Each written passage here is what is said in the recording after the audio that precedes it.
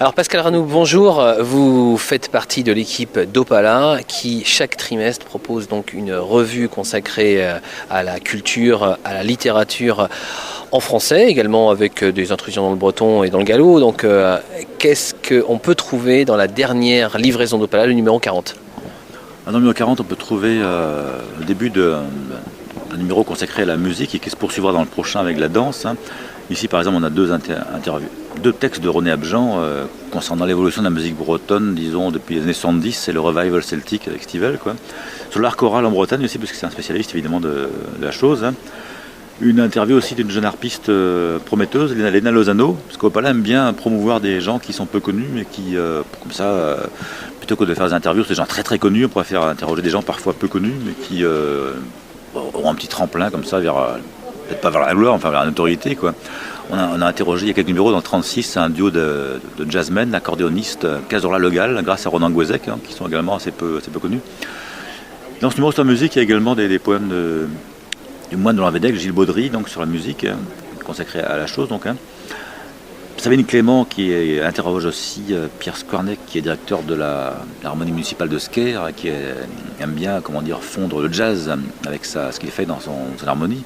Il a travaillé avec Kenny Clark, avec Daniel Humer, c'est quand même quelqu'un qui a des références en la matière. L'autre versant de ce numéro, c'est chaque numéro d'Opala invite un artiste présenté par un écrivain en général. Alors ça peut être un sculpteur, un plasticien, un peintre. Et pour la première fois depuis 40 numéros, c'est un auteur de BD, ce qui est intéressant parce que la BD est souvent un petit peu marginalisée, donc on la connaît peu. Ici, on a donc fait un petit focus sur Emmanuel Rosé, qui est un dessinateur qui vit à Rennes, qui a mis notamment en BD Jarry, un Ubu de Jarry, mais aussi des romans de Daninx, notamment Cannibal, l'histoire de ces pauvres Kanaks qui ont été exposés en cage en 1931 à l'Expo coloniale de Paris. Donc Rosier a mis cela en image, tout comme il a mis la vie d'idées superbes. C'est quelqu'un qui a des talents très divers, il n'a pas un style unique. Il peut être réaliste, il peut être un petit peu foutraque, un petit peu à la Gottlieb. On a donc une très belle interview de Rosé, un peu fantaisiste, et une très belle interview de Daninx aussi, qui montre qu'il connaît très bien la matière de Bretagne, qu'il utilise parfois. Il a écrit un petit roman sur l'anecdote du Tony Goualarn, qui dans les années 40, je crois, devait fournir des armes au mouvement breton à l'époque, qui vient d'Irlande, qui vient un naufrage dont les armes se sont éparpillées. Il en fait une nouvelle qui est tout à fait étonnante.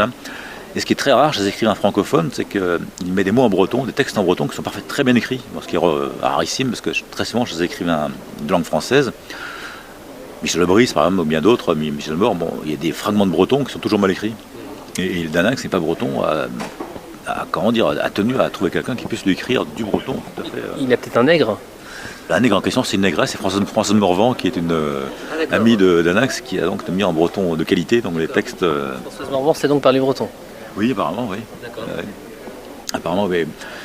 On a aussi quelques hommages à Armand Robin, c'est le 50e anniversaire de la mort d'Armand Robin, donc, notamment sous la plume de Jean Kergrist, qui a été élève de Campostal, où était Robin, qui a vu passer Robin comme ça, sans oser l'aborder.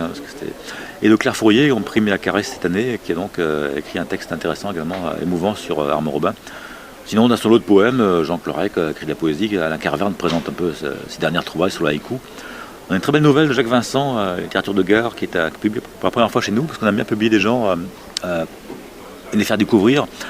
On a fait publier souvent Françoise de Morny, une femme de l'Ariège, qui publie des textes un petit peu semblables à ceux de Colette, par exemple, de très beaux textes. Parce qu'Opala aime bien promouvoir des gens qui sont peu connus, qui après trouveront des éditeurs. C'était le cas pour Jean-Michel Maubert, qui a publié des nouvelles chez nous, et qui a trouvé un éditeur chez Maurice Nadeau, en l'occurrence à Paris, donc c'est pas mal. Et sinon, Ronan Guézec, spécialiste de littérature nord-américaine, continue sa présentation d'écrivains d'Amérique du Nord, liés aux questions de minorités, notamment indiennes. Ici, Tony Hillerman, qui est un auteur de polar qui se passe dans les milieux indiens, dans les réserves indiennes. Il avait écrit sur James Welch récemment, par exemple.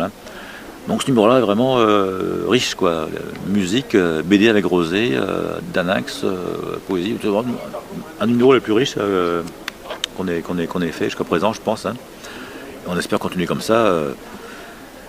En trouvant des lecteurs aussi, parce qu'Opala est une revue associative, donc bénévole, qui uniquement fonctionne sur le militantisme culturel en quelque sorte, quoi. Alors, qu'est-ce qui fait qu'en Bretagne, on a une telle, effervescence au niveau de la littérature, de la culture, alors qu'on est sur 5 départements, où on a quand même 2 revues en breton consacrées à la littérature, on a une revue comme Opala consacrée à la littérature donc en français. Qu'est-ce qui fait ces spécificités alors qu'on ne va peut-être pas retrouver autant d'effervescence en Franche-Comté, en région centre ou je ne sais où? Oui, là je ne saurais pas trop répondre parce que je voyage assez peu, mais je pense qu'on a comme une histoire assez riche en Bretagne. Et une tradition depuis un siècle maintenant, hein, je veux dire, de revues. S'il fallait faire un dictionnaire des revues qui ont été publiées en Bretagne depuis 100 ans, il y en aura un paquet, comme je crois. Hein. En breton, langue bretonne, évidemment, en français aussi. Mais il y a comme une certaine tradition de revues généralistes comme Opala qui a commencé peut-être avec Arvro dans les années 60, dirigé par Perdenez à l'époque. Il y a eu Saubraise aussi, d'Erwan Valery. Il y a eu l'Orve Bretagne, il y a Paul Keinec, il y a eu Héré aussi, d'Alain Gouel. Donc il y a une sorte de tradition de revue. On va faire le point sur ce qui se passe chez nous éventuellement, hein, mais aussi parler d'autrui tout en étant chez nous, quoi, sans être fermé sur nous. C'est un côté breton d'être ouvert sur le monde aussi, hein, la façade atlantique et maritime qu'il y a chez nous. C'est possible.